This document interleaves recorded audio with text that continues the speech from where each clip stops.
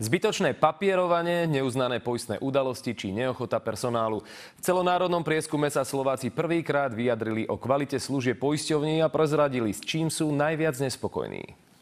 Keď potrebujete niečo vybaviť, tak to chcete urobiť rýchlo a jednoducho.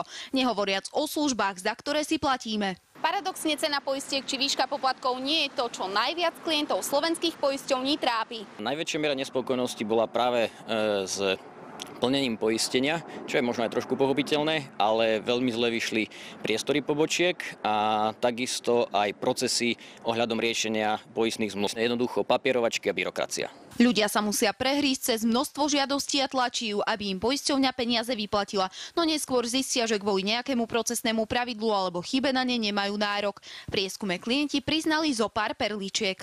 Poisťovňa chcela preplatiť iba pomernú časť koberca, pretože zvyšok koberca sa použiť ešte dá.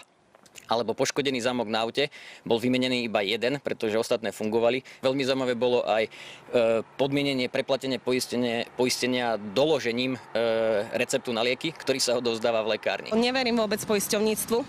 Nie som poistená ani ja, ani manžel, ani malý. Nemám poistený ani dom vôbec. Nemám žiadnu negatívnu skúsenosť. Manželka si momentálne dávala poistiť mobil proti krádeži a keď jej mobil ukradli, tak jej poisťovňa odpísala, že jej nepreplatí ten mobil, lebo nebolo nejaké vlámanie, alebo čak ukradli jej to z auta. Takže áno, je to tak, že sú také špekulácie. No. To sú tie informácie, ktoré by mal mať ten človek na začiatku a každá poisťovňa by ich mala mať, lebo však viete, tie poistné podmienky sú na 12 stranách a 6 písmom, takže to si človek ani nemá šancu prečítať. Slováci odporúčajú tie procesy zjednodušovať a univerzálnejšie nastaviť vo všetkých poisťovniach.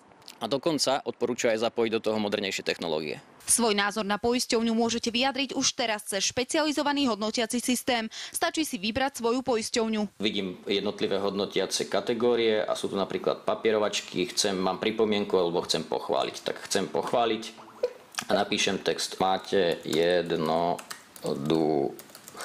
tlačivá. Tak sa to vlastne odošle priamo do poisťovne. Pavol Sivák a Andrea Mačošková, televízia Markíza.